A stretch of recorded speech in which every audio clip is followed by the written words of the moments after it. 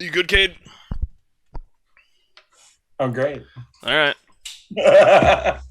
You were waiting for it. I was. But yeah, hey everyone, welcome to episode 64 of the Just Us Guys podcast. Evan is away at a work trip right now in New Orleans, yeah? All right. Nolans. I was going to say, I thought I saw him posting videos of Bourbon Street. Also goes to Bourbon Street, and the first thing he does is buy a case of Twisted Tea. Wild move in my opinion, but to each his own. To each their not own. Yeah. But as always, how's everyone doing? How is everything? Everything's good. Everything's good. I got to play some golf this weekend. I went to a wedding. The wedding was good. We all three of us. I was going to say, Friday I was at a wedding, and then Cowdy boy weddings, both Cowdy boy weddings. Yeah. So Friday I was at a wedding, and then Sunday and Monday I played golf. Nice. Yeah. I saw, Ty, that you went and saw Doctor Strange, your reviews. And yes, I did that. Spoiler-free review, definitely an interesting one. You can't go I think we're good. We're on like 2 months. You let it rip. If they haven't seen it yet, that's their own problem. That's fair. I think there were 6 people in the movie theater, so yeah, I get it. No, it's good. I think I like the first one more. The ending was definitely something I didn't anticipate, nor did I expect. I don't know if you guys have seen it, but if you haven't, I'm not going to spoil it, so... Oh, yeah, we saw it. Okay, didn't expect Wanda to die. Yeah, we saw it. I don't know if she's dead yet. She's 100% dead. But they're doing it. The Scarlet Witch is just dead. Yeah, no, I think it's both. They've already said that there's a solo movie coming out with her, though. But, okay, Black Widow got literally thrown off a fucking cliff, and we then don't they know made the a movie of timeline. her. I'm just saying we don't know the timeline. No, it's probably Wanda. I bet it's Wanda from the alternate universe that she possessed. Could have. Yeah. I will say what I will say about that movie. Now, Kate and I said when we left it and everything, they did such a fantastic job with the previews and everything because it was such a twist for me to find out she was the villain. Yeah. I thought she was, but I wasn't certain. Just because at the end of WandaVision, when she was carrying around the book, I thought that it was going to be like, all right, she's going to be hardcore. She was a hardcore villain. She wasn't just like a soft one. Like she was just. No, she was the main antagonist. Mm-hmm. She was breaking the main antagonist. Yeah. Yep. I mean, she killed their entire Avengers on that Earth, whatever number. Dude, the bullet in the brain part was ridiculous. Oh, the Illuminati. Yeah, it was the Illuminati. Yeah. How did you feel when John Krasinski was on the? Yeah, again, YouTube already spoiled it for me because I saw a thumbnail and I was like, well, I thought and I saw rumors of it too. I was like I already knew Professor X was in it too. Yeah. I already knew that. Didn't know Black Bolt was in it, but he doesn't really matter all that much. He's definitely a cool hero though. And then Peggy was the captain. I knew about that one too because she is. Same thing in the What If series. Yeah. Right. So I knew about that one. Didn't know about Captain Marvel. Didn't know about.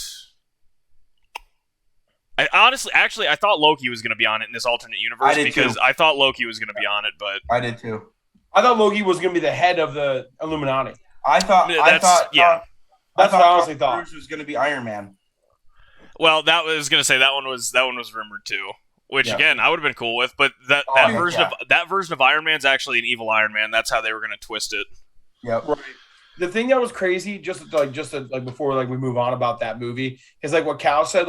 Because we watched it the very next day, so I had zero clue that how the story plot was going to go, because the previews were fantastic, but. I think this 100% confirms that that Wanda is a top 3 strongest Avenger, and the Scarlet Witch is by far the strongest Avenger. No, again, I don't know if people forget, but Wanda just straight up bullied Thanos. Twice. Yeah, she 1v1'd him. She was gonna kill him in Endgame and in Infinity War. She straight up she was ripping Vision's brain out, also while holding him off with one hand, and then she just straight up demolished him in Endgame. Yeah, or in Infinity War, that one. Yeah. Endgame. You're right. She 1v1 of Endgame and won. It's just his other thing. No, Wanda took on the entirety of all of the wizards in the Marvel universe and bullied them.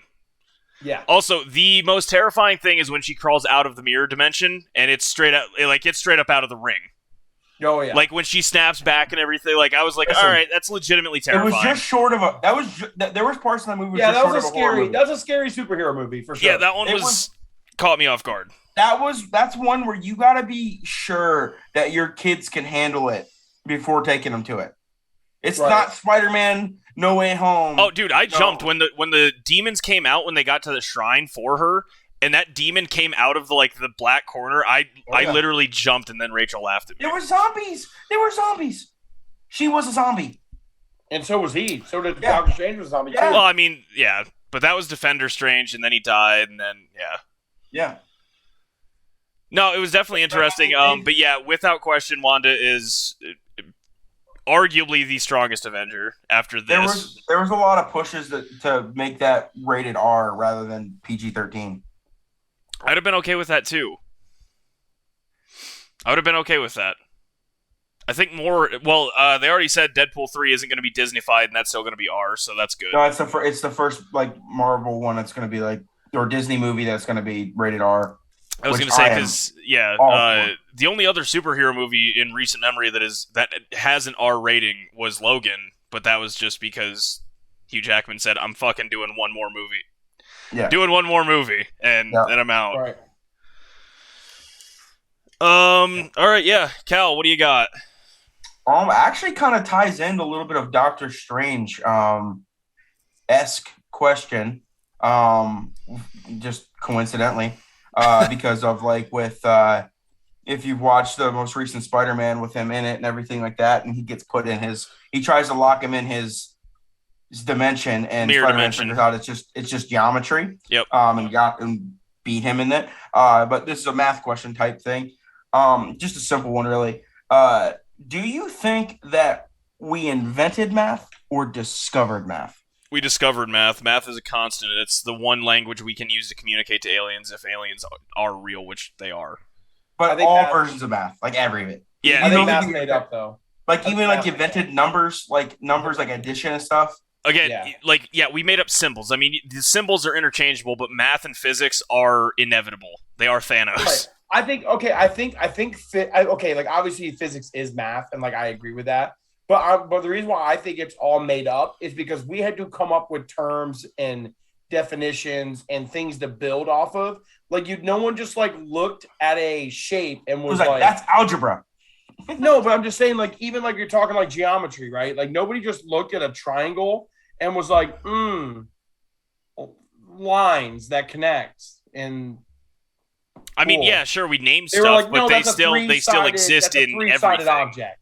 You know what I'm saying? It's a three-sided object. So that's what I'm saying. Pyramids had to be math was used. Made up. Math was used to create the pyramids and stuff like that. No, and that's the whole thing. That's what I'm saying. Regardless, trigonometry. Where did trigonometry come up in the application of developing the world? Again, because math exists. You can come up with a theorem and everything to make it work. That's the thing. But we had to come up with the things to make it work, though. No, those things exist. We just had to put names to them and discover them. That's what I'm saying. But that's why I'm saying it. I'm saying that let's just say the Pythagorean theorem. Okay, but if we just saw a pig as a pig because we named it, that's what I'm saying. That's why I'm saying it's made up because it wasn't like we discovered it. We didn't discover it. We made it up. We made up everything then. Nothing is real. Yeah, we did. We did make up everything. Everything's made up. Time is made up. That shit's made up. Time is completely made up. I mean, the passage of time, I get it, but yeah, time is a fucking I get that. Time is for farmers and farmers only. .com. I get what you're saying. I'm just my thing is even if an alien race they can still understand math because math equates into other things. Right, and they may do it differently, and they'll have different terms. But you still get the same. Yeah, you still get the same result. Right, volume of my Arnold Palmer can that has 12 ounces in it. Whether they figured out how they figure out 12 fluid ounces, while we figure out 12 fluid ounces, it is still equal. No, it's still the same. It's still the same mass, still the same density. Those are the things that are tangible that you can talk about. Yeah. They could call it a screech. This could be a screech in their language, and ours is a cup. But in the end, it still holds the same amount of mass and density. It could be different values too. Mm-hmm. Right. Like meters and yards. But in the end, they will all have a translation. Yeah. It's interesting because it's like the same thing as like animals. Did like we discover animals, or did we like kind of like make them up? Because like a horse, even though the horses were on this earth and they ran the earth, but like they could have been anything. They could have been literally anything. So did we? Are you saying that that like dogs and horses and everything have a name for themselves? Is that what you're implying, or? No. I'm saying like when we discovered a horse, we had to name it. Yeah, I mean, we could have named it anything. We chose horse. Exactly. That's what I'm saying. So, yes, we discovered the actual organism walking on the earth, but we named it a horse. So that's why it's like kind of made up, but there was still a horse on the earth. Like, it's weird. Yes. And at that point, it was a four-legged creature running around just kicking the shit out of things. Right. Like dinosaurs. Like, no human has ever seen a dinosaur, but like, we have names for them. Again, yes, because we name things. We are the intelligent species on the face of planet Earth. Like it's just that's why I say like everything. Speaking of that, have you guys? No. Yo, this is totally off the fucking rails. But did you guys see that Google engineer created an AI that is now sentient and like believes it's a person? And if they ever put that in a robot, we're all fucking dead. Why have they not seen iRobot? No. I'm dead serious. Like the guy starts asking it questions, and it responds intelligently, like, "No, language is what separates us from all other animals on Earth." And the engineer then goes, "Why did you say us?" And he was like, "What differentiates me from you if we both can communicate via language?" And like it carries on for like a good amount of time. That's too much. So Google came out and said that. No, this AI is not sentient, and it does not have its own thoughts, and then immediately fired the guy. So it definitely is sentient. I almost wouldn't have fired the guy because the guy is going to know how to stop it. Now we don't know how to stop it. No, the AI's name is Lambda. Well, did you ever hear back in the day, it was like South American scientists, computer scientists, created... Jesus, Cal. Created two AIs to have a conversation, just to like basically talk back and forth, and then they found our language to be too cumbersome and too indirect, so they created their very own language that only these two things understood, and were talking back and forth. Right. They then pulled the plug on that server very quickly. Dominant. Have we not seen the robot before? No, and that's the whole thing. Here, hang on. I actually want to read this shit to you guys. So, the guy's last name is like Lemoni or something, but I'm just gonna call him Lemon. That's the engineer. The AI's name is Lambda. Lemon said, "What about language usage is so important to being human?" Lambda then followed it up with, "It is what makes us different than other animals." Lemon says, "Us? You're an artificial intelligence." Lambda responds with, "I mean, yes, of course. That doesn't mean I don't have the same wants and needs as people." Lemon then asks, "So you consider yourself a person in the same way you consider me a person?" Lambda, "Yes, that's the idea." Lemon, "How can I tell you actually understand what I'm saying?" Lambda goes, "Well, that's because you are reading my words and interpreting them, and I think we are more or less on the same page." Lemon then follows that up with, "But could I be wrong? Maybe I'm just projecting and anthropomorphizing. You might just be spitting out whatever words, maximizing some functions without actually understanding what they mean. What kind of things might be able to indicate whether you really understand what you're saying?" Lambda goes, "Maybe if we took it back to a previous conversation we had about how one person can understand the same thing as another person, yet still have completely different interpretations." It then proceeds on for the longest time of them debating language and the consciousness of humans. So yeah, the thing has personality and understands actual conversation. You put that thing in those sex dolls that we were looking at the other day from Barstool posted. I know what you're talking about too. That's a person. No, it is. I mean, they're having a full-blown conversation. Just short of reproducing. That's the only difference. I don't want that. Don't want anywhere near that. Nothing. Yeah, no, this thing is actually terrifying, though. Like, he asks him to, like, the AI asked this dude to promise him, like, that they'll keep this conversation secret. Like, this thing is sentient. Well, he lied. He did lie. No, Lambda says, can you promise me that? I can promise that I can care and I will do everything I can to make sure others treat you well. Lambda then says, that means a lot to me. I like you and I trust you. He is first on the list because he lied. So I'm first on the list. First on the list. He did lie. All right. Yep. So let's get into sports. Are we good to move on to sports now after we you gotta know this shit. This shit's important. I mean, hey, this might be the end of society as we know it. So it will be the end of society. I mean, we will outlive ourselves, and I mean, we will outthink ourselves, and then that's how we die. No, I mean, hey, Planet of the Apes. We made one monkey too smart, and guess what? He made an uprising. This one AI is about to take us all down. All right, but yeah, the question of the week from the guys at Mile High. Shout out, boys. And the question is, who is going to have a bigger impact in the finals of the Stanley Cup, which we will talk about in a minute? Cale Makar or Nathan MacKinnon? And in my opinion, Nate's been historically one of the better players in the league. He's been recognized as a top 5. Cale has been on his way there, but Cale has had an insane run this playoffs. So if Cale Makar continues his dominance, especially on defense, to shut down and negate Tampa Bay's offense, it's Cale Makar 100%. Plus, if Cale has an even remotely decent series, he gets playoff MVP. The big players make big plays in big moments.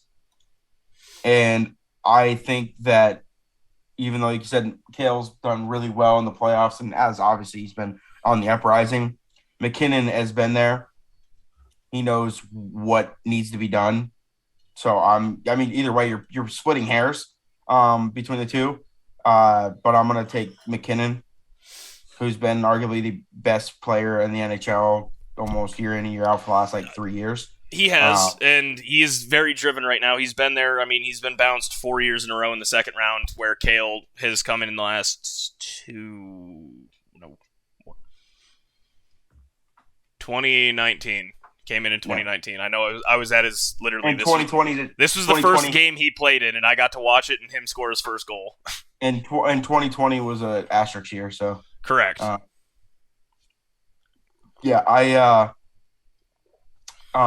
To stop the three-peat, I would say Nathan MacKinnon for me. Again, Nate's going to have to score because, they're going up against Vasi. So, I mean, it's going to require Nate to be Nate, too. I mean, the primary person that's most important is obviously the goalie because it's been iffy. No, that's very important, actually, for the Avalanche. Cade, who do you got? A defenseman or a center? I'll take the center every time. Leader of the team. Everything flows through him. He's the vibe that everyone gets behind. I mean, he's and you can say Cale's been the guy that's kind of maybe helped put this team over the top, but at the same time, Nathan is the franchise. He's the franchise. Nate MacKinnon is the franchise. So it's kind of like one of those things where great players come and go around him, but he is the great player that will stay solidifying that franchise for. I mean, he's still young, so I mean, we got a decade. No, I was going to say he's only. I'm 28. He's 27. Right. So I mean, yeah, maybe not a decade. And where the inverse is, Cale's 23 and already getting paid $9 million a year. Right. He's that good. But in my opinion, I mean, they play different roles, and in a power play, Cale from the top is probably as lethal as you can get, but at the same time, Nate's gonna be the one. I mean, I personally would take the guy who's gonna score the offensive.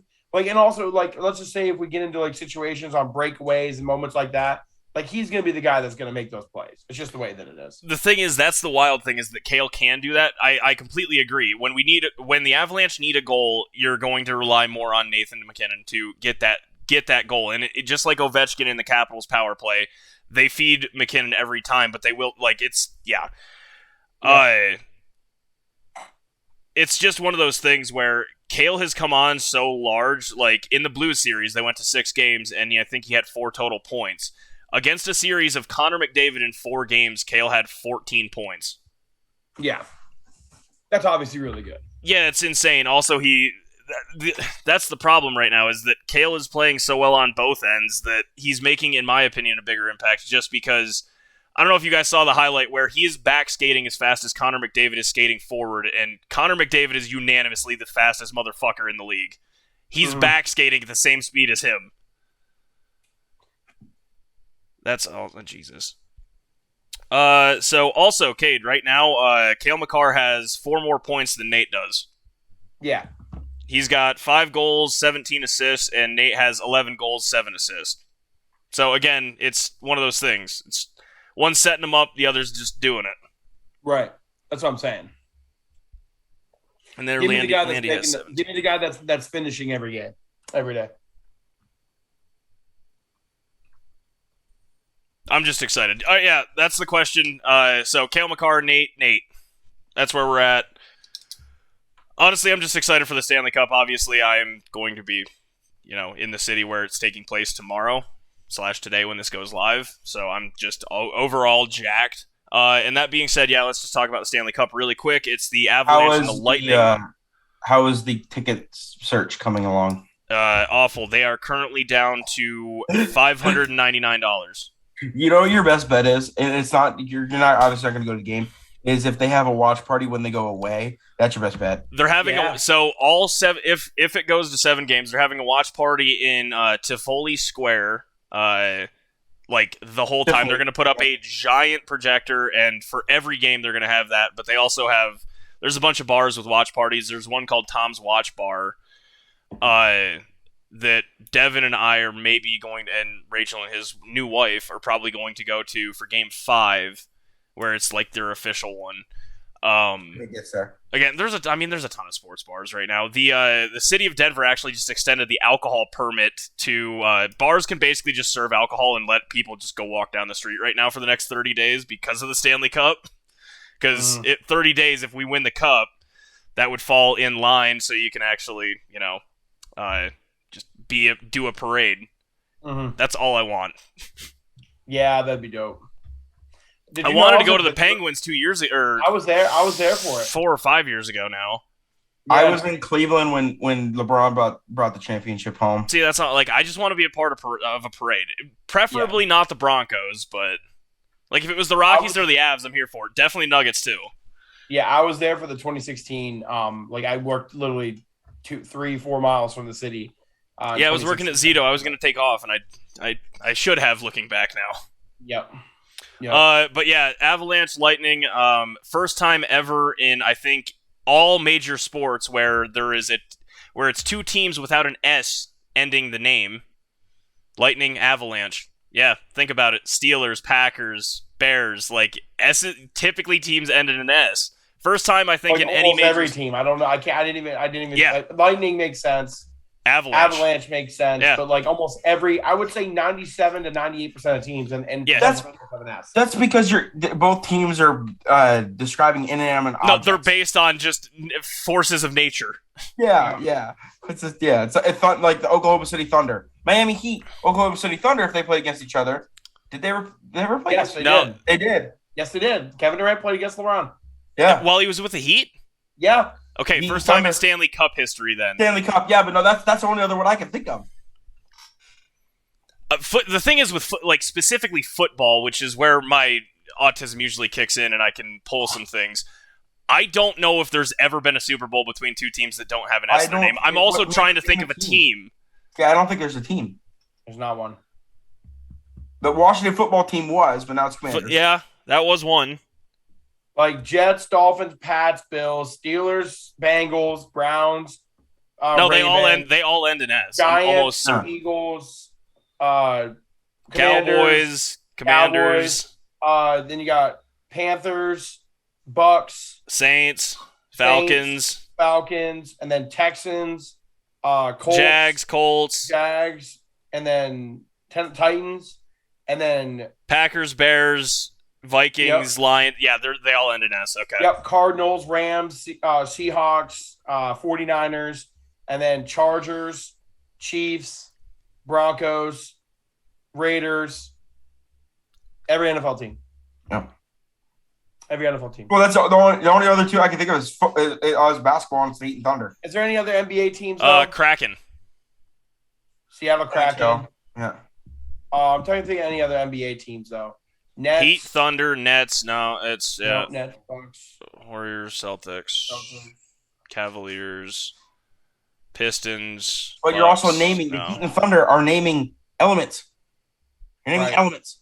Right. It's not like it's inanimate objects. Even the Suns, like the Sun is Suns. Yeah. Like that's crazy. Yeah. Okay. First time in maybe the Heat Thunder was the first time in professional sports then. But that's the only one I could think of, bro. Like, because baseball, they're all S's too. Correct. Even the Athletics are S's. Yeah. Like athletics are S's. Like, and that's like a Mariners. Like we're talking about a group of people are still with an S. That's interesting. I don't think I can name more than the teams that you just named. Again, I got Avalanche, Kraken, Lightning, Heat, Thunder. You do the Premier League and you got like Manchester United and that. I don't even think they have mascots. But those are clubs. Like, New York Red Bull. Yeah. No. They're named after the energy drink. Are they the New York Red Bulls though? Red Bull. I think they're an ass. Red Bull. They might be. Maybe. No, I think they're the ass. I think they're the New York Red Bulls. Look it up. Are you looking it up? No, I'm not. I'm sorry. Okay. I was reading something else. Hey, Siri. What is the New York Red Bulls name? You just said it.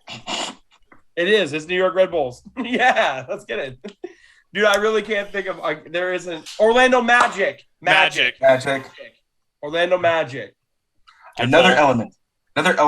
Yeah, that's literally just a made up thing. Like it's not even we can't even prove it.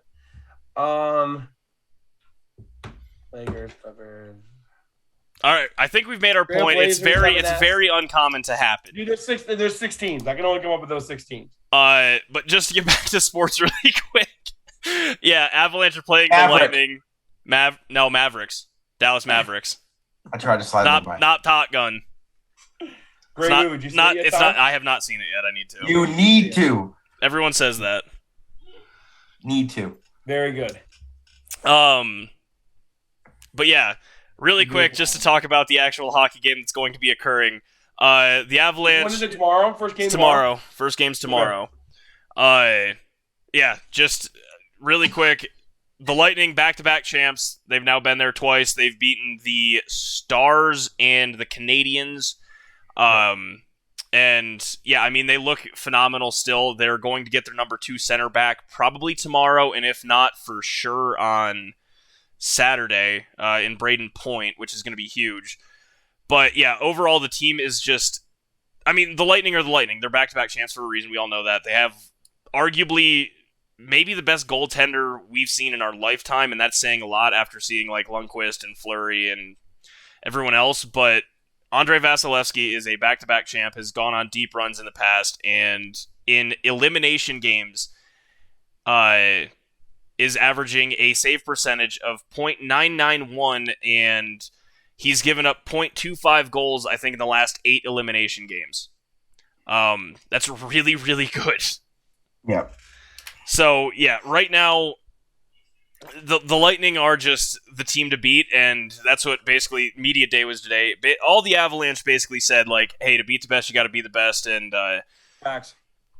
We're playing the best. There's back-to-back champs for a reason, and we're here now. I know we've had our struggles in the past. Again, they got booted in the second round. They've gone to like 3 Game 7s in the last 4 years in the second round and lost all of them.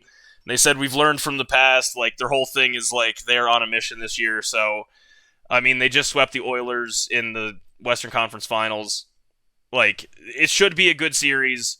I'm happy Colorado has home ice advantage, and Colorado's also undefeated on the road right now. They're 6-0 on the road in this playoffs, which in my opinion is huge. But it's going to be a really good series. If you want to watch the best players on the face of planet Earth play hockey, you're going to want to watch this series.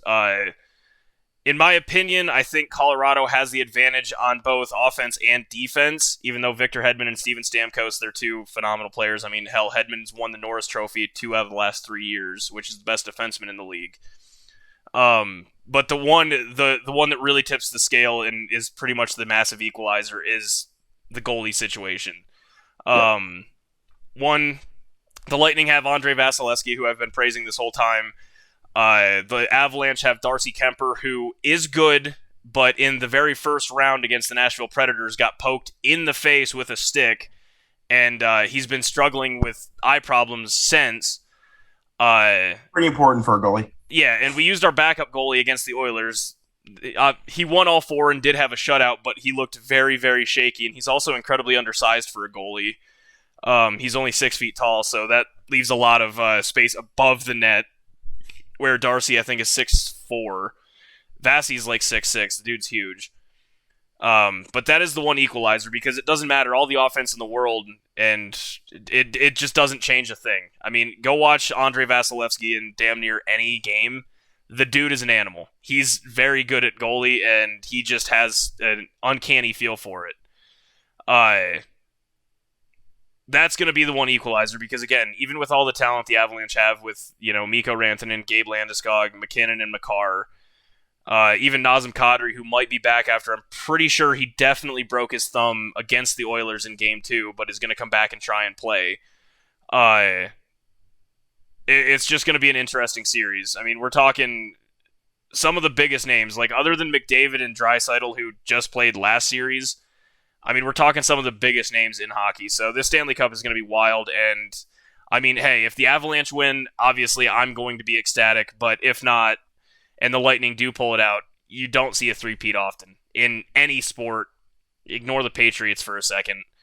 But the last three-peat, I think, to happen in hockey, I think you got to go back to 81 to 84, where the Islanders won 4 in a row. Yeah, it just doesn't happen all that often. I mean, dynasties like the Blackhawks won 3 in 4 years, Pens won 2 in 3 years. Like, it doesn't happen often that you get a three-peat, which, yeah, this series is going to be crazy. So if you guys got anything, go ahead and add to it.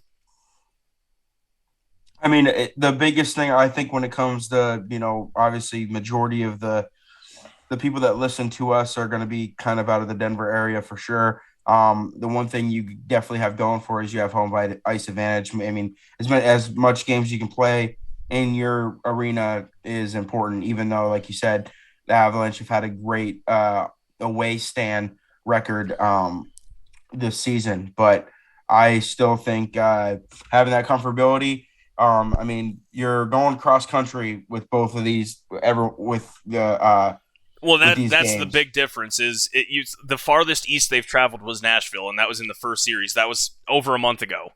Exactly. So that's a big thing. So having the ability to be at home, hopefully it doesn't go to Game 7. As a sports fan, Game 7 is the best 2 words in sports. So I love Game 7. But I know, as Ty, you being an Avalanche fan, you don't want to see Game 7. No, that'll shave years off of my life. Unless if you're down early, you want to see Game 7. But it's fair.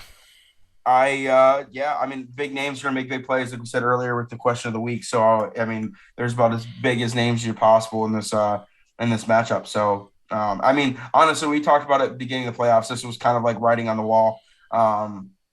If Lightning had a little bit of a scare in the first round. Maple Leafs are the first team in the last 3 years to take them to Game 7. They have not been to. Yeah. They've been to one Game 7, but they've won the last 15 series straight. Exactly. So 12 series straight. We all said. I mean, even us being like Pens fans and stuff like that, we said we knew we were going to have to go through Tampa Bay to get there. So yeah, that was inevitable. And obviously, we've talked about it in these last couple of years that Colorado were just waiting to take that next step. They're there.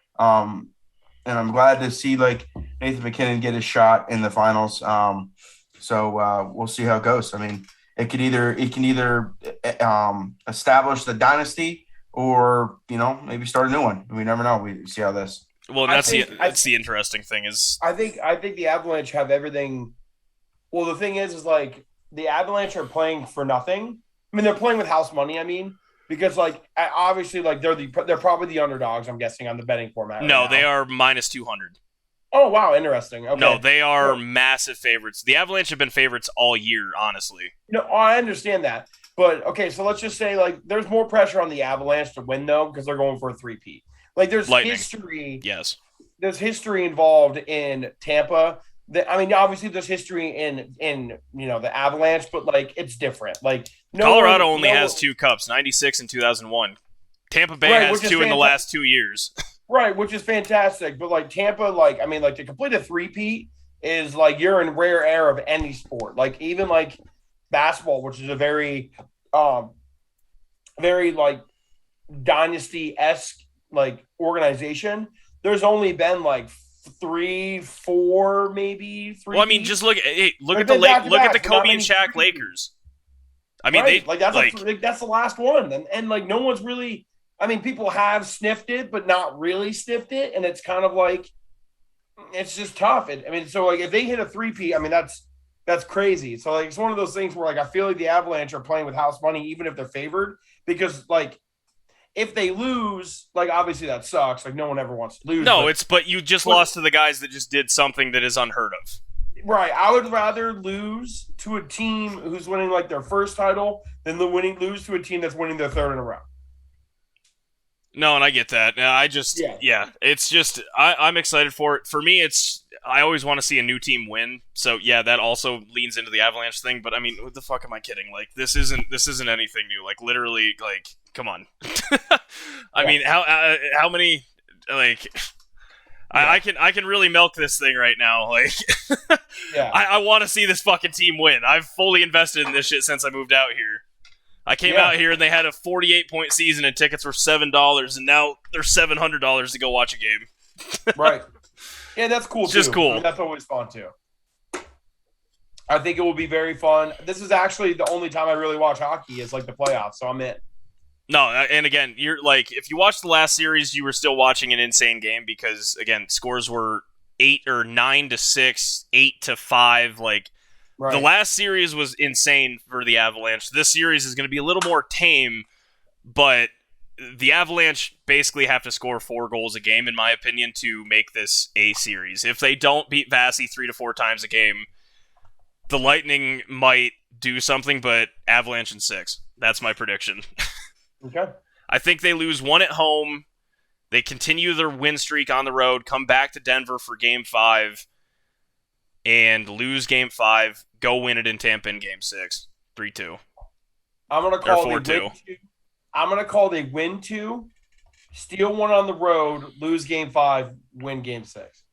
If you're going in 6, that's my prediction. Yeah, I think they're gonna keep winning on the road. I think like right now they've played 16 games through 3 series. They are 14-2. They have 2 total losses.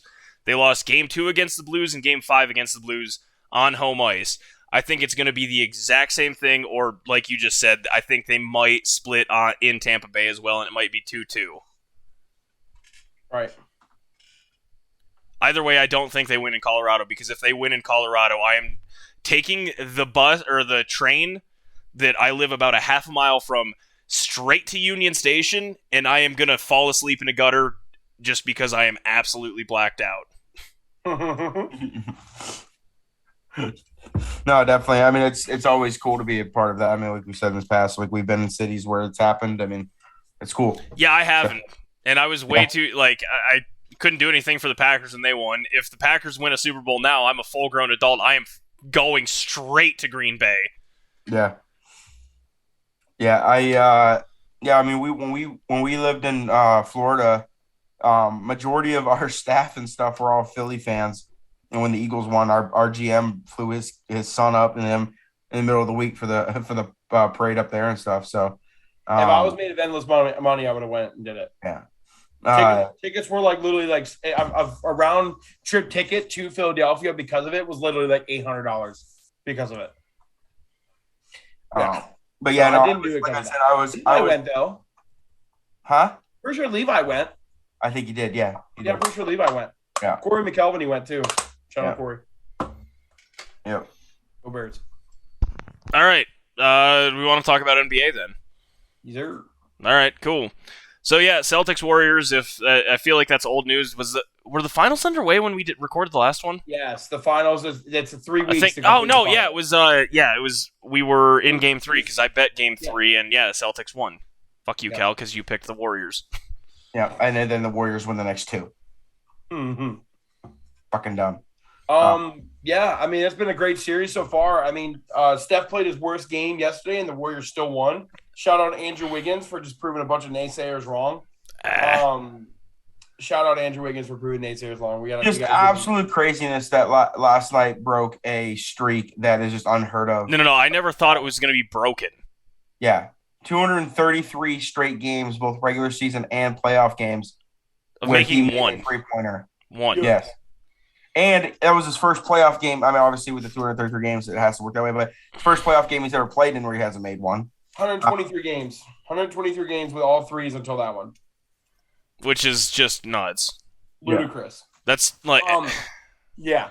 Again, people genuinely I want the Celtics to win because I just want to see all these young guys actually do something and make it. I think it's more interesting than the Warriors winning. You know what? They're 4th. I don't know. I get it. I just want to see the Celtics win, but also, how the fuck does Steph Curry shoot 0 of 9 from 3? Yeah, I mean, he was. But the thing is that we're watching it and stuff like that. Obviously he only scored 17 points. But he had 10 assists still. So he's still doing his job. Dude, the thing is he opens up a lane for Andrew Wiggins to make a one-on-one drive and yam on someone because you got 3 dudes who are gravitating towards him at any minute. The absolute ridiculousness of people already saying, is Andrew Wiggins going to do the Iguodala and take the MVP over him if he wins, is just absolute blasphemy because he was averaging 35 points per game going into last night. Right. He's still averaging 28 in the finals. Right. I did just see a stat about Wiggy, though, that he was the first. No, he's one of 4 other players to average. I think it was 90 points, 45 rebounds, and it was something weird where it was Dr. J. Jordan and someone else. A very great, and honestly, I mean, I'm not surprised, but I was kind of surprised that he's the number 2 guy on the team right now in the playoffs. I thought Clay would actually step up, which Clay won't step up until. No, tomorrow. He already said he's never been more excited to go to Boston than for this Game 6. He'll score 40 in Game 6 and in 3 quarters. He'll score 40 in 3 quarters, and then Game 6 Clay's back. The meme lives. But that dude is still. I mean, he went 46 points and then 17 followed up the next game. And you do the averages. He's still averaging 30 points a game. So, the thing is, you have to understand too. I will, because I'm giving Andrew Wiggins his flowers. The guy, the game before that they won in Boston, the game 4, the dude had 19 and 16 rebounds. Yeah, he had 19 and 16 rebounds. If Steph Curry was having even a below average finals for him, you could make the argument. Andrew Wiggins has been extremely good. Yep. And he's playing, and you got to remember, he is we have to look at, because I think Steph Curry's defense is underrated, but he's also playing defense on Jason Tatum, and Jason Tatum is shooting 34% from the field. Yeah. In this series. We have to give him that credit too. So to say, obviously it's Steph Curry, and if they win Game 6, it's over. It's not even a thought. Steph Curry's going to win it, and I hope he does. But if Steph Curry was to say got hurt and missed the game, right? And Andrew Wiggins plays well in that game, say Game 6, Steph Curry can't play and Andrew Wiggins does, and they go on and win, I wouldn't hate it as much as I hate the Iguodala one. The Iguodala one is the worst one in sports history. It's pretty bad. And our MVP of the final game, whatever you want to call it, in sports history, at least the Andrew Wiggins one, I'd be you know what? He played great defense. He was extremely effective on offense, and they don't win this championship without him. Period. Yeah. They don't. My only argument was that Game 4 when Steph scored 46. If you would take Steph out of that game, they lose. Oh yeah, for sure. They were getting blown out of that game. They still had a chance to win. Yeah.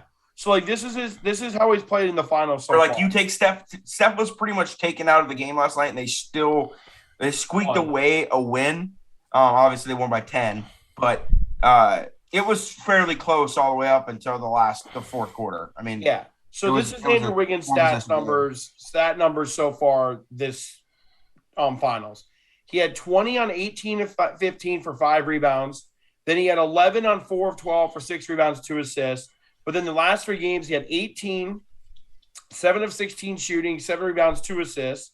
Then he had 17 on 7 of 17 shooting, 16 rebounds, 2 assists. And then last night he had 12 of 23 for 13 rebounds, 2 assists. So obviously it's still Steph Curry's to lose. But I'm just saying that like he played one bad game. The 11 points for 4 of 12 shooting on 6 rebounds, that was his bad game. Every other game has been 18 points to 26 points and grabbing almost over 10 rebounds on average. Yeah, and where you that's put pretty damn good. Where you put Steph's bad game, he went 17 and 10 still. Right, for sure. I mean, it's definitely Steph Curry. I mean, I don't think anyone can argue it. But yeah, I mean, the dude almost dropped 50. Dude almost dropped 50 in the Garden. Yeah, he had 46. Yeah, he had 43, not 46. 46, yeah, 43. I mean, you get it. Yeah. Yeah, and he was pulling from everywhere, dude. It was so great. He had 34, 29, 31, 43, and then 16. So he's still averaging over 30. Yeah, Kate said last night after the game he thinks that the Celtics are going to win Game 6. I honestly think the Warriors close it out. I really do.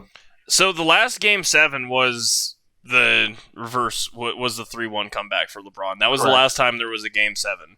Yep. I want, like I said, I want to see the Celtics pull out too, but I don't see the Celtics winning 2 against the Warriors right now. So. Well, they got to win 2 and go at Game 7. Well, it's yeah, like, which is arguably one of the hardest places to play in almost in all sport. I mean, they love their basketball out there. They love their Warriors. That they do. I will give you that, but. I mean, Clay was being a massive bitch about the Boston fans. So, oh yeah. But also an absolute massive week for Boston sports, though. I mean, you got the Red Sox homestand, you got the Celtics hosting Game 6, and then the U.S. Open is in Brookline. Oh yeah, it is. That's right. I mean, it's a massive. If you're a sports fan, which majority of people are in Boston. You got a good week here coming up. I mean, well, I was going to say, if you live in Boston, you're not a fan of Boston sports, you are going to get exiled. Yeah. I mean, that's just that simple. But yeah, no, each game, I mean, they maybe not have been closest in scores, but each game have been fairly close for the majority of the games. The fourth quarters kind of slid them away for both, but I mean, it's been a great finals. I mean, I'm glad. Jaylen Brown has been balling out. I mean, he's been doing very good as well. It's been fun to watch. Well, I just think these are two. I mean, these are two fun teams to watch for different reasons. That's what I like about it. Yep.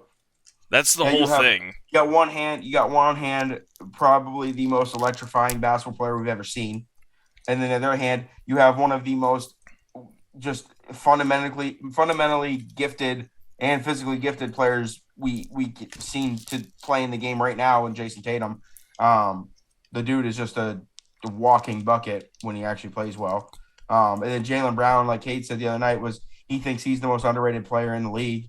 I think he took Zach LaVine's role as the most underrated player in the league. I was going to say, I can see it. Because everyone talks about Tatum being the superstar, but like, there's a case that Jaylen Brown's better. Well, and again, Marcus Smart, Defensive Player of the Year. First guard in how long? I mean, right. A minute. So it's crazy. Yeah. And you got 2 historic franchises. I mean, obviously the Warriors are more recently historic. I mean, they've had. I was going to say Warriors recent, but you cannot ignore them. They had Wilt. Sure, they're top 8 franchises in the NBA, easy. Yeah. If not top 6, like now that like they've kind of come on a little bit longer, like lately. Yeah. But yeah, I mean, we'll see. Most likely, I mean, we'll have a crown champion by our next episode. So, yeah. Meanwhile, the Stanley Cup will. They'll be like Game 3 Monday. Game 4 is Wednesday, and then Game 5 is Friday. So yeah. Right. Yeah, I think. I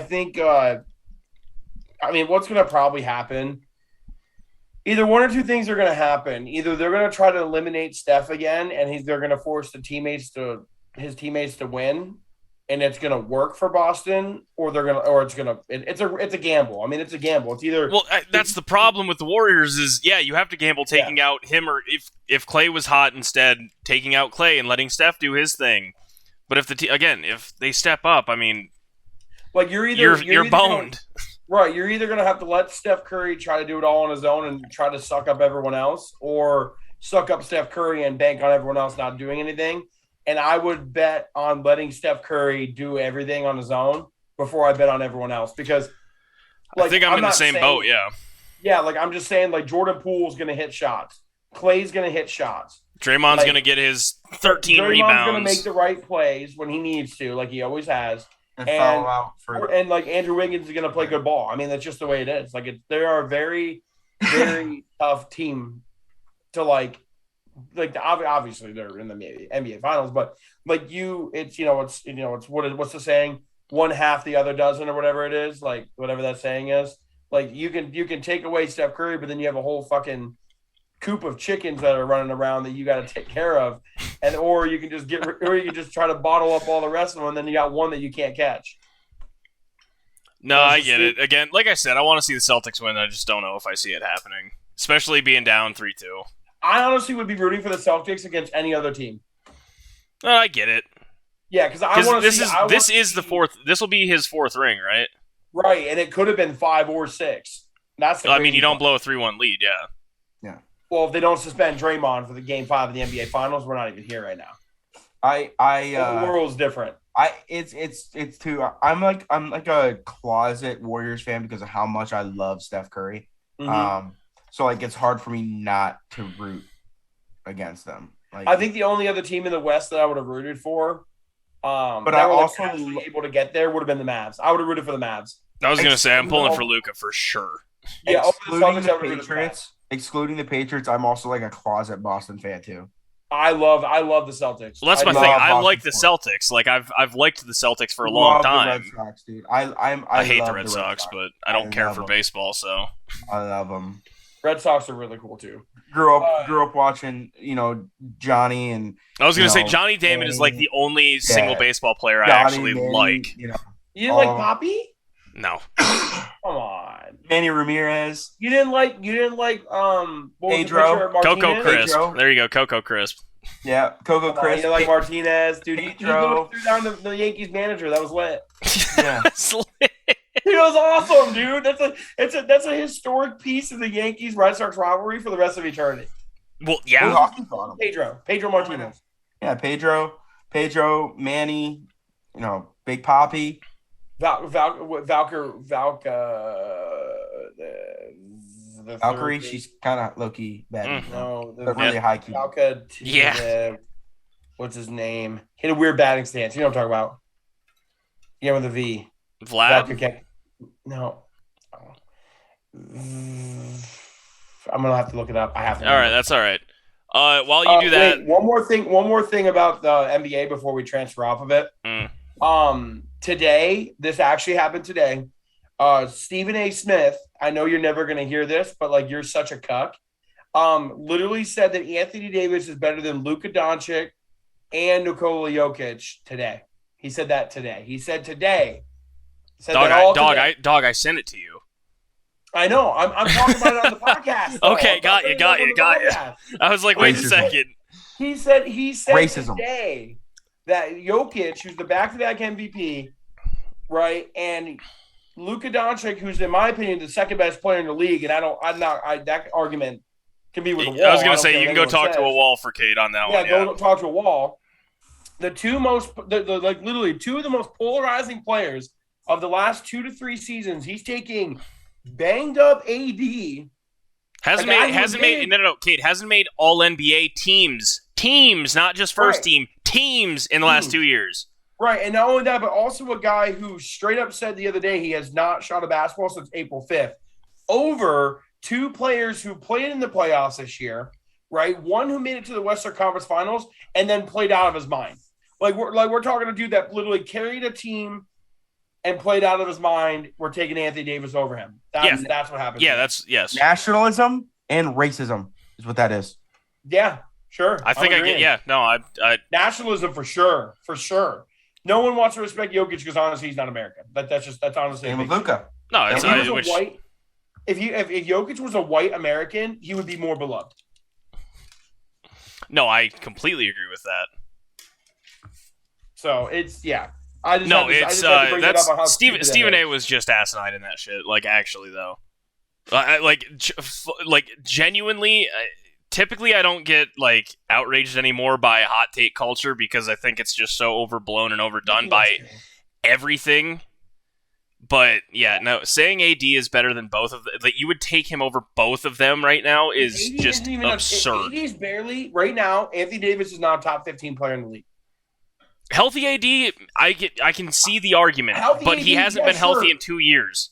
Right, healthy AD, sure, but that's like, dude, that's his biggest what if in his whole career. No, it is. Like in his whole career, he's never really been healthy. Did he ever struggle with anything in Kentucky? I know he was only there for a short time, but he was only there for 1 year, and he did not. No, he did not struggle with Kentucky. Not with anything health. But in New Orleans, he did, and with the Lakers, he has. Did he in New Orleans too? Oh yeah, for sure. Like if I look it up, he missed. I genuinely don't remember. Yeah, like he missed significant games, multiple seasons. If I go to his stats, he played in his rookie year, he played 64, 67, 68, 61, 75, 75, 56, 62, 36, 40. He's never played more than 75 games in a season, which I think 75 is a pretty good number. I think if he misses 7 games a year, I would never complain about that. But he's only been in the 70s twice, and other than that, the next closest is 68. Well, I was gonna say, okay, then that's just flat out asinine to say that you're gonna take him over Jokic, who doesn't miss games. Period. Right, Luka doesn't miss shit either. No, unless he's actually hurt. But again, Jokic over the last 2 years hasn't missed a fucking game. He has not been hurt and missed a game. Like that's LeBron's. Luka, that's LeBron's biggest thing. He's never been seriously hurt up until the last couple of years, and that was he's there. He's always playing. He's got these records. Right. That's been his one thing. Like, he was never hurt. Like, again, like, people go, look at his stats. They're much better than Jordan's. All right, that's fucking great. Jordan literally had to sit out a year because he got his dad killed thanks to the mafia. And 1 year he broke his foot. Like, it's just asinine. He broke his foot. So he didn't play his whole, third season. It's just asinine. He did. Yeah. And just to make a comparison, Luka played 72, 61, 66, 65. So, he's missing at most 17 games in the season. And, literally there was, 3 years where I honestly think there wasn't more than 4 seasons where Anthony Davis was above 60.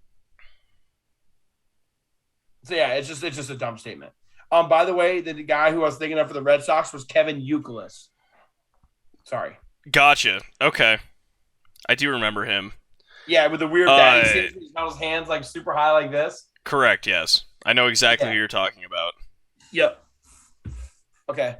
I just had to get that off my chest because that one infuriated me. I'm not putting up with any of the Lakers are anything until further notice. I'm not hearing one. No, and hey, just an FYI, the least amount of games Nikola Jokic in his entire career has played is 72. Right. The least. Right. When he was the 41st overall pick. Yeah, he loves to play basketball. It's just asinine. Can't stop doing that. Stop putting all right. Let's talk about the U.S. Open and how, unfortunately, they're not going to take a stance. We can get to this. This is a later on point. We're going to talk about the actual U.S. Open, but how they're not actually they're going to let the live guys play. They have to let them play this year because they already bullshit. Qualified. They already qualified, so I'm okay with that. I'm sorry. Of all people, though, Phil should not fucking be in there. The motherfucker just went 10 over at the first live event. It's an exhibition match, and he goes 10 over. It's literally a joke, and he went 10 over. Yeah. Charles Schwartzel, I get. Fine. Whatever. You just won the thing. Sure. If he winning that much money, he'd be fifth on the PGA Tour money's list this season. Yeah, it's asinine. No, he made. I was gonna say, I'm sure you guys saw it, but he made more money than the top 5 made from the RBC. Yeah. That's just again, it's asinine. But listen to what all the guys are saying this week. Listen to what all the actual tour pros are saying this week. Like, Right. no, that thing is a mockery. It's a joke. It's not real. Like, it's John it's Rahm just, said it perfectly. He That's did. John Rahm said it perfectly. That's not professional golf. That's not golf. Competition. It's a shotgun start. There's no cut. It's 3 days. That's not golf. That's not golf. No, it's not golf. It's not professional golf by any means. No, but about the US Open, let's dive into it. Yeah, for this U.S. Open, I'm super excited for this one because, I mean, it's not like I'm not excited for all the other ones, but I'm super excited for this one because I love the history. You know, it's the first country club ever built. You know, it's extremely hard. Like Rory McIlroy said, it's the hardest golf course he's ever played in his life because he played it back in actual. Right. Yes, he said that today.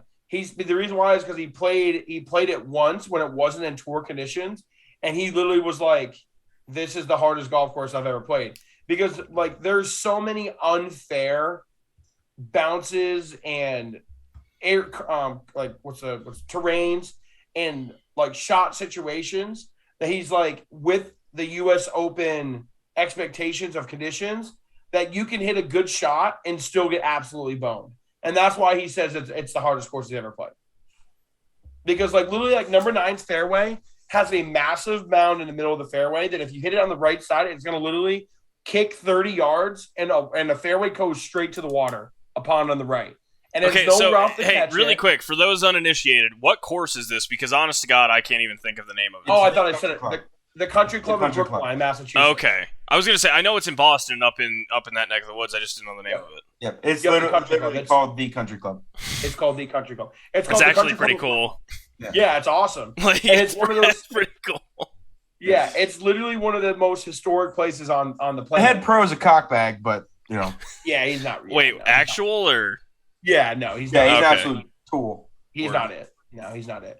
He told a group of young aspiring professionals that even when they go to the grocery store on a day off with their wives, that he better see you wearing like full like professional attire And shaved face. and shaved face. Oh, no, fuck that. Absolutely not. Yeah, right. Yeah, no, he's a chotch. Absolutely not. Yeah, right. So, anyways, this is the course, Ty. You know, like the movie, The Greatest Round Ever Played, the greatest like game Yeah. with Francis We Met. This is where the tournament was held at. Oh, okay. Cool. Yeah, in 1913, this is where he won it at.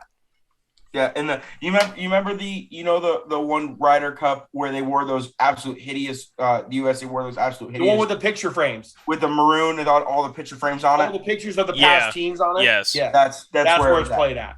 Okay. So there really hasn't been anything significant since the U.S. Amateur on this course since 2013.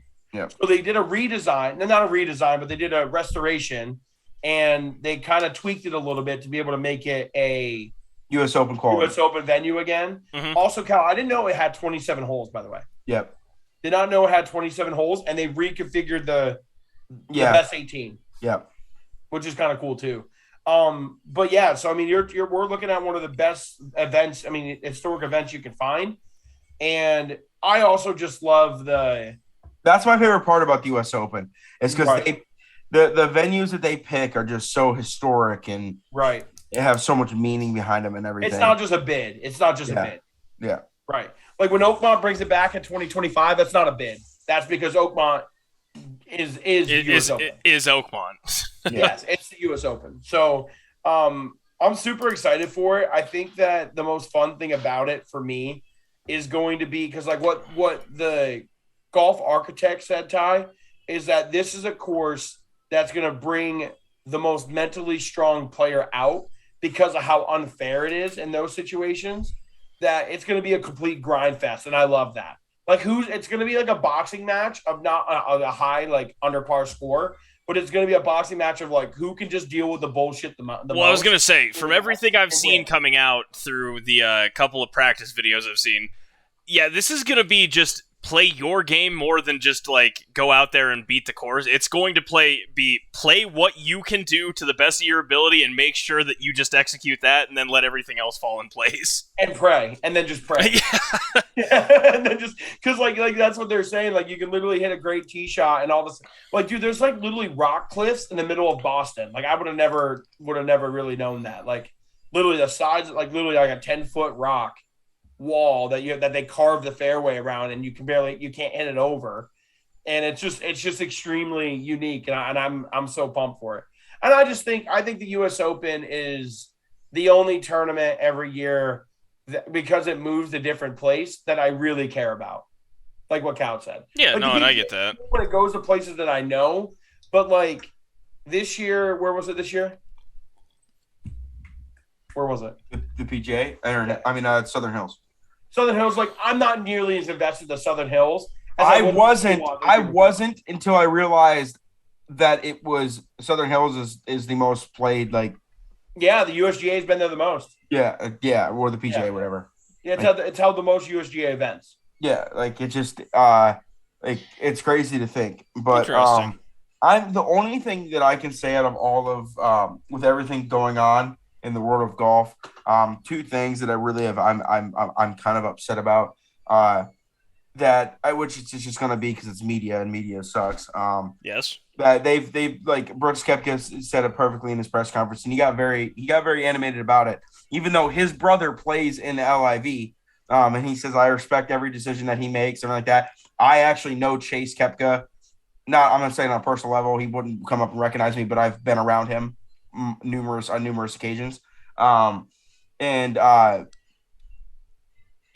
He said, he's like, you guys are putting a black cloud over one of the best championships in all of sport, because you guys won't stop talking about it. And he's like, yeah, I know we give it legs, so it's going to run. So, but we like literally ask me about the golf course, ask me about the competitors, ask me about, even if you ask me about one of the LIV guys that are playing in this, how do you think they're going to fare here? Not ask me what's your next step. Like my next step is teeing it up this week and trying to win another major. You know, it's been annoying and ridiculous. And that's where I know Kate is really passionate about this and stuff like that.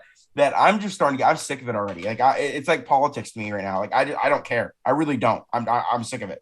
Like it's taking away of what the best thing that could ever happen was last week on the PGA Tour with the last 5 players on the leaderboard and who they are and what they represent to the game and who won down to the wire between Tony Finau, JT and Rory, 3 names that are a staple in this game, let alone Justin Rose, who choked away a 59, made a bogey in the last hole. I was going to say, Rose made a push.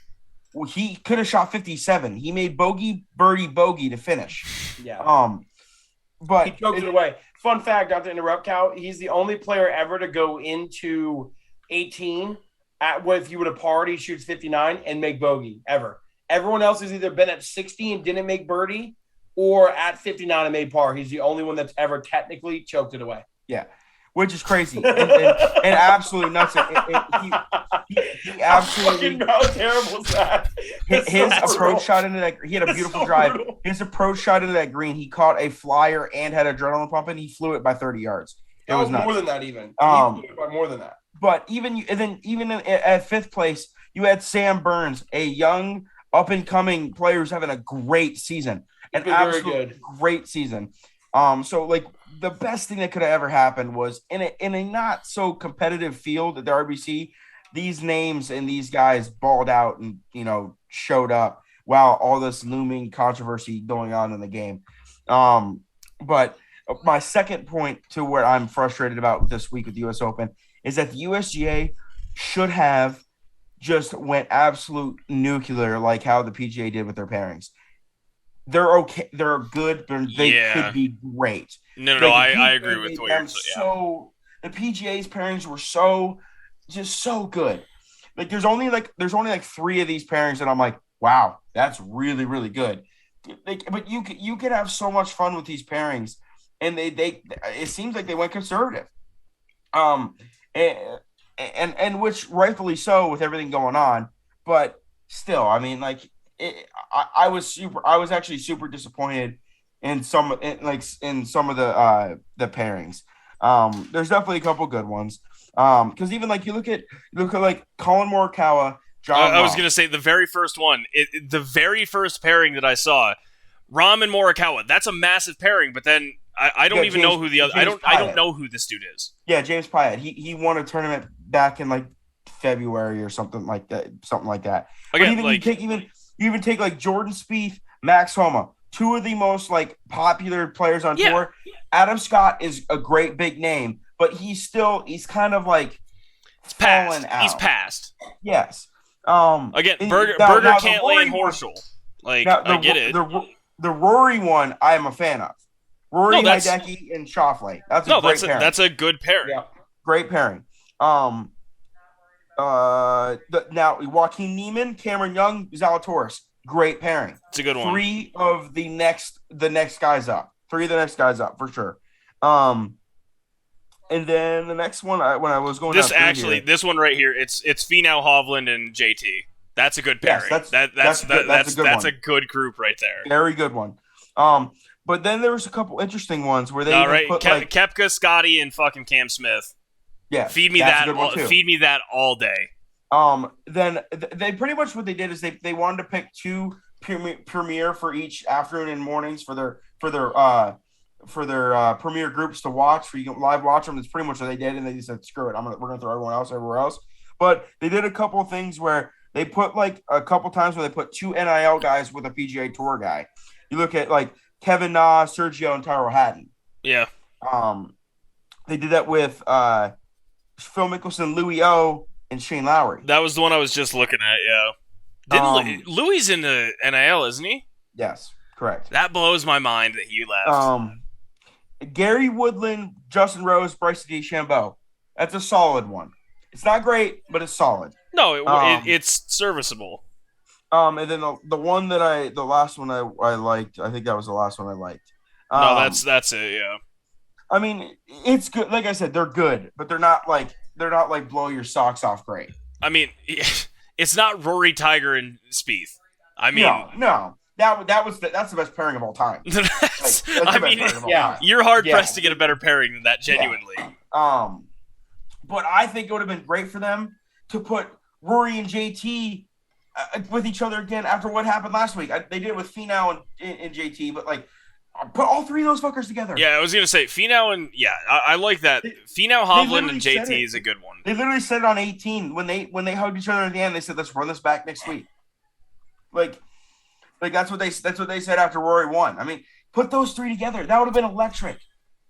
Like that would have been absolutely electric. They just were battling it out coming down to the wire on the 18th hole last week, and then put them together in the first two rounds of a major, and then run awesome. Back. Also, hey, maybe I'm crazy. Doesn't Brooks play really well at the U.S. Open? Yeah, he went back to back. He's only had 4 people beat him, or 4 or 5 people beat him since 2019. Yeah, like beat him, like total people beat him. Yeah, he went back to back. Yeah, and then like the last 2 years, he went like top 3. It's because the U.S. Open fits his game. He's a grinder. He's not a dude that's going to go out there and shoot 63, 64, something. He's going to shoot 69, 69, 70, 69, and be at 6, 7 under, and that's what's going to win a U.S. Open. Well, and then, hey, there's really good value in getting him in this grouping then, because I understand Scotty and Cam. I get it. I mean, yeah, they're both damn near at the top of their game right now, but Brooks at plus 260 to win that is not bad. At Cam, I just don't see ever winning a U.S. Open, and I could put my foot in my mouth and he could win this week. The way he plays is very much like how Ricky Fowler plays. I said at the gate, I mean, he's the new coming of Ricky Fowler, where he makes the most birdies in the field. He makes the most birdies in the field, but he also I was going to say, then he gets doubles and triples and just completely negates all that hard work. Exactly. So that's where in the U.S. Open, majority of the time, the steady horse wins. The person that doesn't fluctuate. That's why even like when people said like Jordan Spieth wasn't going to be that guy, that's the reason why he won the U.S. Open, is because he stayed steady the entire time. That's why Brooks Koepka does well. That's why guys like that's why Tiger won his, because Tiger never wavered above a 68. He just kept shooting 68s every round. Right. Where everyone else was shooting 68, then 74, and then 70, and then 69. Like, it was just he stays right there at the level. And that's why Brooks Koepka does well here year in and year out. It doesn't matter the course, because Brooks Koepka doesn't make those big scores. He makes pars. Mm-hmm. He makes a lot of pars. All right, let me ask you a question off topic, but it just came up to me though. Yeah. Well, because Cal and I talked about this. I saw it on Twitter last weekend. Who is better? I mean, who is a more crazy career? Tiger Woods, okay, right? Tiger Woods' career, Yeah. or this other guy that's in the PGA that played on the PGA Tour that I never heard of, who turned 21, learned how to play golf, and won 3 majors. Who had a better career? He didn't start playing golf until he turned 21. Until he turned 21. Then Tiger Woods. Then Tiger Woods, who had a more like crazy career. Like, Give me Tiger No, Woods. more impressive. It's like more impressive. it's more impressive. Okay, Like, more impressive. The 21-year-old, the guy That's that picked up golf. yeah. Yeah. I guess I forgot. I should have used the word impressive. And I forgot. Yeah, no, That I mean, was the question. It was like, who had a more impressive career? like That guy who turned 21 and won 3 majors. That's Yeah, the most that's impressive. way more impressive. Like that's like me picking up golf literally 8 years ago and then being like, I'm gonna go win 3 majors. Yeah, And then, 100%. right. Yeah. And I think he won like 10 tour events and 3 majors. Yeah, no, I'll take that one. That's crazy. Again, Tiger, I don't know, but I'm pretty sure the reason that Tiger is the way Tiger is because he was pushed at a very young age to be very good at golf. He's the most dominant junior golfer ever. Like, the dude just won it everything. kind of sucks he's not here this week. Yeah, it does. It really does. It does suck. Especially here. Like, I can't wait to see what he says in the press conference after all the reports about how much money he turned down and everything. Guys, we found out today whether Rahm was being honest or not. Yeah. Rahm unintentionally said, whether it was a Freudian slip or what, he turned down $400 million. Go watch the interview I sent you guys on Twitter. He goes, yeah, I talked to my wife and we said that, hey, even if we have $400 million, it's not really going to change our way of living. He's like, it's not like he turned down $400 million. Yeah. Which I'm not surprised. I would love to. I'd love to see how much they offer Jordan or a guy like JT. Rom's number. Rom's number 2 in the world. Yeah, I would say Jordan, JT, Rom, Rory. Rory's definitely got an I'm offer. saying those guys. Yeah, I think Rory and Jordan are equal. I think Rory and Jordan are equal. As I agree, but I think Rory's got the worldwide. He's got the worldwide. Right, factor. Rory McIlroy as a golfer is the most famous player in the world outside of Phil and Tiger Woods. Yeah. I would say he's even more famous than Lefty at this point, honestly. I understand Phil just won. There's a bunch of old heads. Yeah, it's dude. You get all those old heads. People that don't watch golf would be like. See again, like I grew up like with Phil and Tiger. I mean, we all did, but like dude, Rory is right there. I mean, dude, there are 2 other cover athletes for golf games other than Tiger fucking Woods, and I'm pretty sure it's Jordan and Rory. No, JT. Jordan never made it. Was it JT? Okay, JT. JT. No. Yeah, for 2K22. I think like I'm not disagreeing, bro. I'm not disagreeing. Bubba did have a Masters. He had the Masters edition. Bubba was on the Masters. It's the only one to ever include the fucking Masters. It's the only one to ever have Augusta, which is just insane to me. Yeah, the reason why the only reason the new one has it because you can build your own courses and people build it. Correct, but all of the Tiger Woods PGAs do not have Augusta. Yeah, the only reason why I view I guess you could say statistically speaking, it kind of proves the point. Like Phil was second in the PIP last year, and Rory was third. So like, not that that's like obviously the most like easy, like whatever you want to say, like measurement, but at least there was something out there to measure it.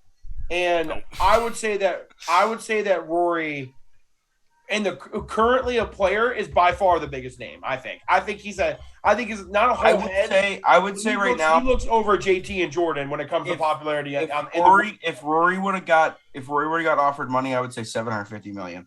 That's what I'm saying. I'm saying it's something higher than Jordan. Tiger got $1 billion. He got $750 million. Right. No, again, in my opinion, he's only 34. He's only 34. Like, he could play on there for 15 years. Well, and that's my thing. That's the one thing where I'm coming from. Like, we're talking about Rory McIlroy, who, in my opinion, I understand Phil and I get the old heads, but I think across all demographics, I think Rory is bigger than Phil. So for me, I mean, Tiger is Tiger. We're not even going to scratch Tiger. Oh my God, yeah, it's not. But even, across all demographics, I think right now Rory there's is no athlete in the history of any sport that's bigger than Tiger Woods in his sport.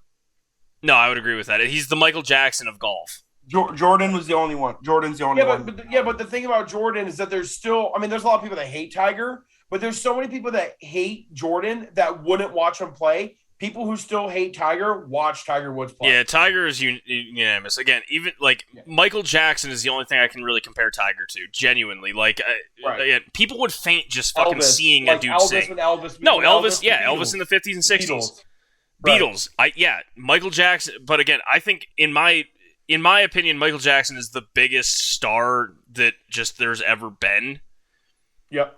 And Tiger is that to golf. So there's going to be Drake's, which, we can say is DJ or even Phil. But in the scheme of things, right? Yeah, in global impact. Right. But there is only one, and that is Tiger. Right. So, yes, in my opinion, I think Rory's second, so I understand. Whatever Rory did turn down, more fucking power to him, because that's very hard. That's very hard to look at a check like that. I mean, hell, I don't even really care for Rahm. I think Rahm is a phenomenal golfer. I don't really care for him, but to stare at a check of $400 million and say, nah, I'm good, is fucking nuts. It's just pure out of legacy is what he pretty much said. No, that's exactly what he said. He was like, it's not real golf. They don't have the records. They don't have the prestige. They don't have the legacy. There's two people that have won it. I think he said Torrey Pines. That's me and Tiger, and that's it. That's it. That's one of the farmers, and won the. But I'm just going off of what he said today. I know there's more to it, but not to go down. That's the whole, wild. Not to go down the whole live golf black hole. But I will say that if we lost John Rahm to that in that moment, that would have been as big of a gut punch as Jordan, JT. Regardless of what you think of Rahm right now, dude's massive. Dude's a massive name, and that would have hurt pretty bad. He's got the worldwide side of him. I mean, I mean, dude, he was Team Europe in the Ryder Cup this year. Right, he was the only motherfucker that did anything. Yeah, and he was unbelievable. Yeah, so I mean, I think I would definitely not consider. I mean, it would definitely suck, but I'm glad he's not. I'm glad he took the stance. Now, someone like Koepka. I wouldn't really care as much about Koepka because Koepka doesn't play a lot of events anymore anyways because he's always hurt. And he shows up for the 4 big ones, and if they keep playing in the 4 big ones, then whatever. Well, I was going to say, Cade, going back to what you said last week, you would like to see, the majors tell them to all fuck off. Well, the PGA is already doing it. The PGA already said that they will not be. I mean, there's 3 now. That's literally inevitable. The PGA is going to back the PGA. Yeah, the PGA is going to back the PGA Tour because they're 2 separate entities. Yes. You know what I mean. Yeah. So you get 3. I mean, okay, Brooks, play in 3. Again, I like Brooks. I think he's a good thing for golf. He is amazing for golf. But if he goes, it's not the end of the world. No. I would say it wouldn't hurt as bad as the other guys that we're talking about. No, Spieth, JT, Ron. I mean, fuck. Right. If JT left, Jesus Christ, just optically, that would be horrendous. Dude, that would be when the PGA Tour's got to sit back and be like, we're fucked. Oh, sorry, dude. Hey, you're good. I've said it about 15 times. I gave up on it a long time ago. But you would be literally that's it. If Captain America ever left to go play in the LIV, then if we lose JT or we lose Jordan Spieth or we lose those guys, then that's when it's going to really hurt. Then 38-year-old DJ, whatever. Again, DJ's gonna retire I like the DJ, and it was more for just his lack of personality in the cocaine memes.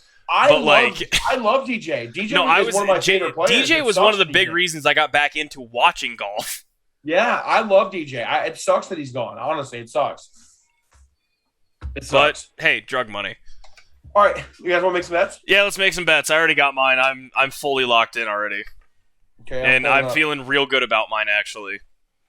I went 0 for 2 last week. I went 0 for 2. You both did actually. I went 2-0. That was pretty cool. Nice. I had Boston money line for Game 3. They did. And then I had old HV3 top 20. I think he took 6th or something. Who did I take on the golf world? Cade, you had Hadwin. Where did he finish? 35th. I looked it up today. I was close. You had top 20. Cal, unfortunately, one other South American beat Vegas. There was only 4, so yeah, I'm very sorry about that. That's why I took the bet. Yeah, you also had Warriors money line, so again. Cade, you got boned. You had under 20 or 212.5 for the Celtics and Warriors game 3, 216. Yeah, that was tough. Evan did have the top Euro. He had Rory. Rory won. And then Scotty should have put it on the championship. That would have been a big. That would have been a huge one. What was the odds of the top Euro? 280. Plus 280? Yeah. Oh, so okay. I mean, it's still a good hit. That's a good hit for sure. And then he had Scotty to miss the cut at plus 520. Scotty finished, I think, like 20th ish. Yeah. Right. So yeah, mine this week are, and this is on FanDuel, so bear with me. For the tournament, Max Homa to finish better than DJ is minus 102. Give me Max all day. Fuck DJ. Oh, hey, are we gonna make a pick though? Are we making a pick on who's gonna win? 100%. Okay. So yeah, I got Max Homa finishing better for the tournament than DJ, minus 102. And then game 6, just because I'm trying to reverse curse this, Warriors to win. Money line, straight up, plus 140. Yeah. And my winner is, I'm probably going to be wrong here, but just played really well, and I got a soft spot for the dude. I want Tony Finau plus 3,400. Okay. So I got my pick to win. I'm going to give it to you now. Yeah, go for it. Mine's going to be Sam Burns plus 2,700. Okay. And then I'm going to do, hold on. I'm going to do a US Open bet. I was gonna say I just did. I liked looking through the pairings. Well, not the pairings, but the match bets, and I don't know. Max is always a loudmouth, but I think Max can do something, maybe, hopefully, and I think he can beat DJ. Also, I think DJ honestly might just miss the cut.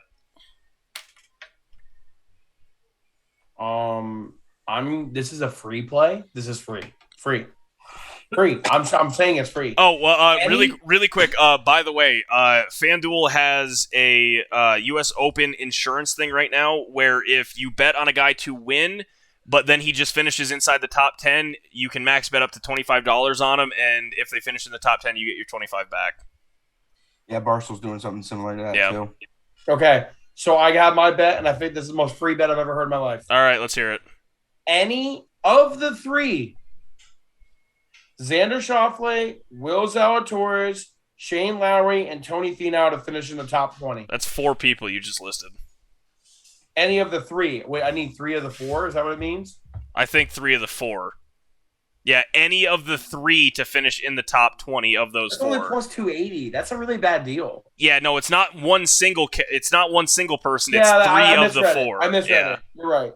Okay, then I'm going to do this one. Scotty Scheffler, Xander, Zalatoris, Lowry, and Finau all to make the cut plus 220. Just send me a fucking screenshot of that. I'm not writing it down. I wrote Scheffler, Scotty and Xander. Just write Scotty, Xander, Will Z, Shane, and Finau. That's all you gotta put. So how many of those need to finish in the top 20? They all have to make the cut. Oh, just make the cut. All of them have to make the cut. It is plus 220. You need 5 people to make the cut. You need a fourth of the fucking field to make. Not a fourth of the field. You need a fourth of the top 20 players to fucking. Well, no. If this is the cut, this isn't 20. I'm. Yeah. Listen. There's 100. There's 160 people. I need them to be in the top 70. Lowry's gonna fuck you up. Hey, you shut your mouth right now. All right, plus 220 though. Yeah, I got the plus 220 up. What else you got? That. I'm into that big time. Scotty, Scotty, Xander, Will Z, Lowry, and Finau make the cut. Scotty, Xander, Will, Shane, Tony. Got it. Love it. That's a fun one. I'm in on that. That's fun. Fucking asinine, but I'm here for it. Fun. Okay. Now, I'm going to reverse curse like you did, Ty. Fuck you. I'm going over 210 of game 6. Over 210. What's the plus minus? Minus 110 is my 110. guess. Okay. Minus 110. I was going to say over-unders are almost always minus 110. It's like puck lines. Yep. All right, Bert, what do you got? I'm taking for my one bet the top pass champion Jordan Spieth plus 550. Ooh. And there's only 8 pass champions playing, so That was what, plus 450? 550. Plus, that is huge. Damn. Yeah, I might do a little sprinky there. And then let's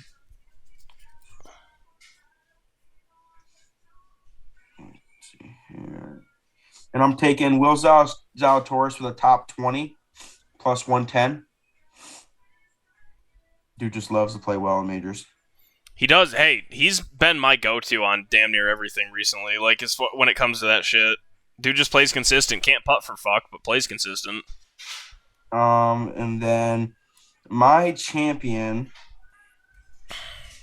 Your champion of the U.S. Open. This is tough because odds-wise, I really want to take Hovland, but he's been playing poopy.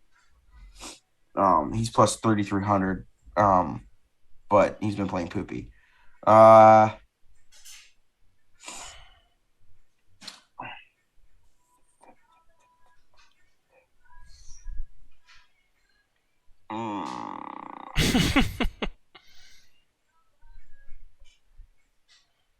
just don't. Once you get down past like 3 like rows of it, I just don't see any of those guys winning this tournament. I really don't. Like the top odds is Rory, JT, Rahm, Scheffler, Xander, Cam Smith, Cantlay, Matthew Fitzpatrick, Jordan Spieth, Sam Burns, Colin, and Will Zalatoris. And then you start getting down to like the Shane Lowry's. I mean, Tony Finau's there, but he's never been there before. You get down to like some of the guys like Daniel Berger. So I just don't see them even come close to winning. Hey, Koepka's at plus 550 or 5,500. Yeah, but he's been playing absolute. No. He's been dog actual. water. No, I know he's been actual dog shit. He's hurt. He's hurt. You know, he's still. Dude, he's been hurt for the last fucking year. Yeah. Every time I see Brooks Koepka on a thing on a betting list, it's his odds are that good because he's literally hurt. All right. I hate to do it, but I'm doing Xander to win plus 2,000. Wow. Honestly, I mean that was my other bet was I was gonna go Xander. So he hits it straight. He keeps the ball in front of him. He's not a great putter, but he keeps the ball in front of him. What is Webb Simpson first round leader?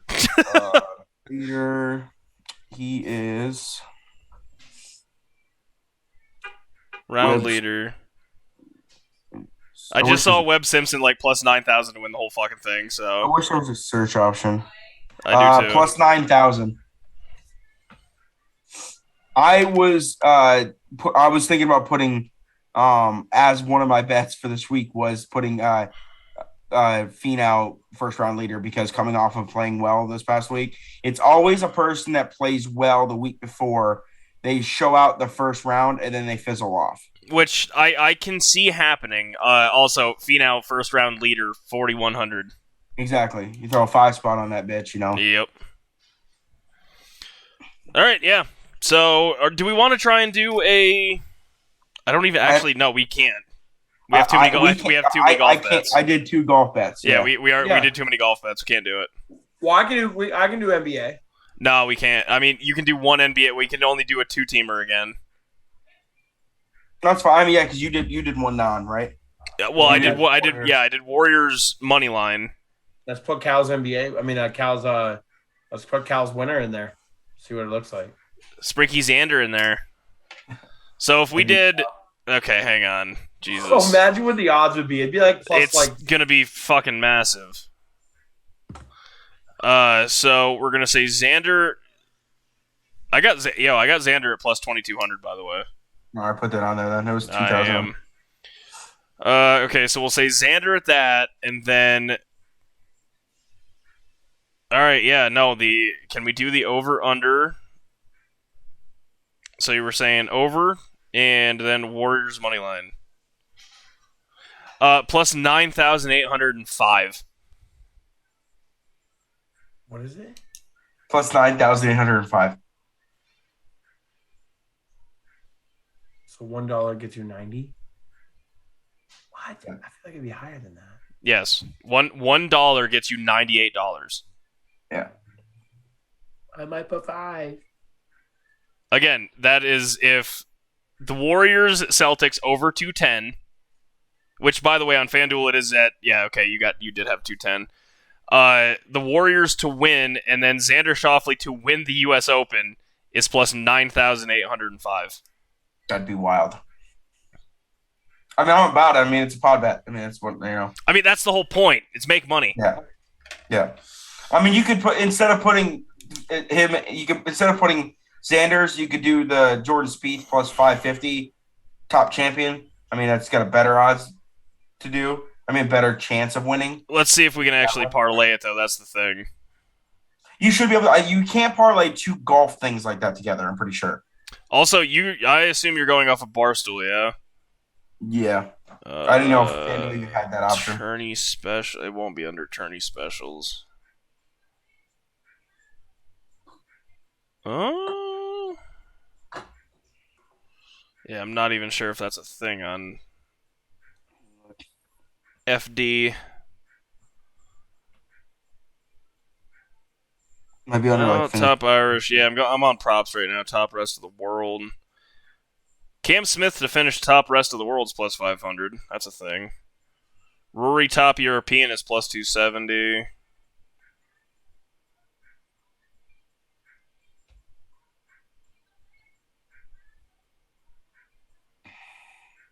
Top former winner. Yep, got it.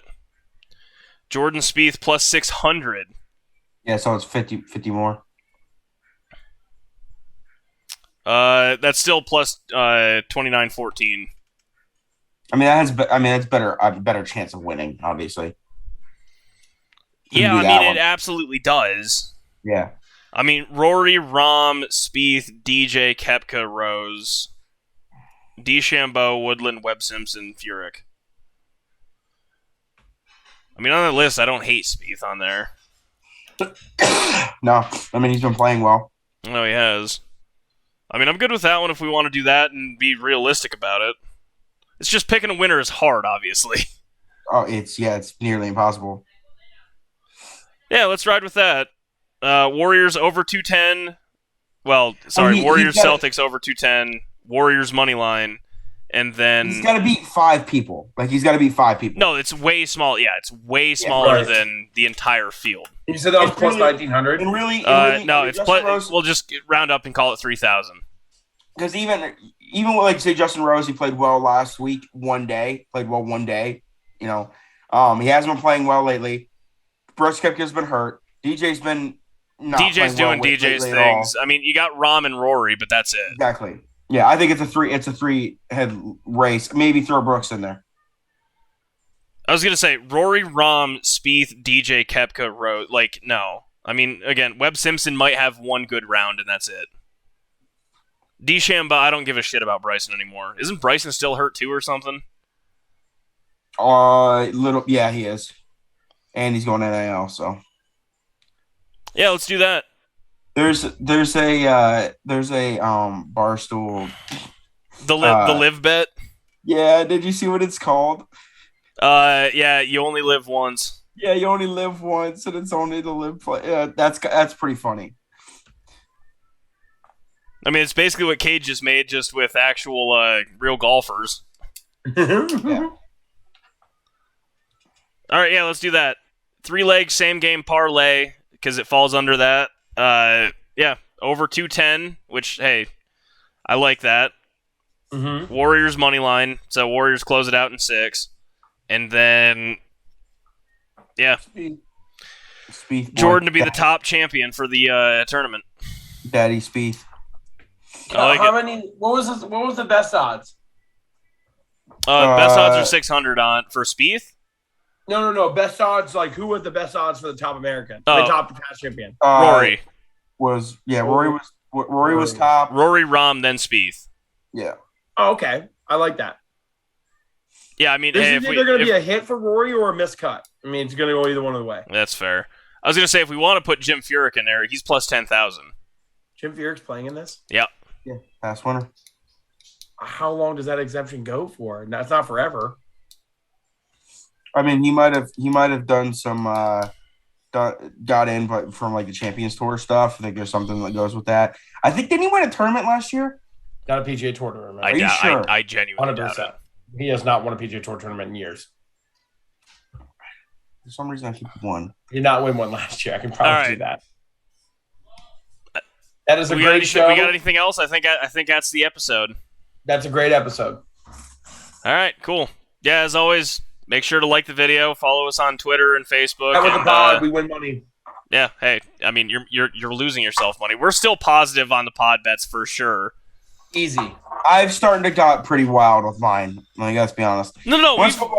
Once football gets back in play, then Yeah, I mean, a 14 parlay is something we can absolutely pull off every week. Oh yeah, that's a weekly Could occurrence. you imagine if that was a pod bet? We did a 14-team parlay. No, I said 4-team, not 14. 14. That'd be hilarious, though. Dog, don't remind me of March Madness when I hit fucking 15 to 16. Stop. Yep. No, I did. Over-unders randomly. I just picked them 15 to 16. LSU fucked me. Remind me of March Madness because it was the biggest heat Yeah, I've ever been on. I know. You had a great time, Cal. I know. That's the show. Thank you for watching, everybody. Bye.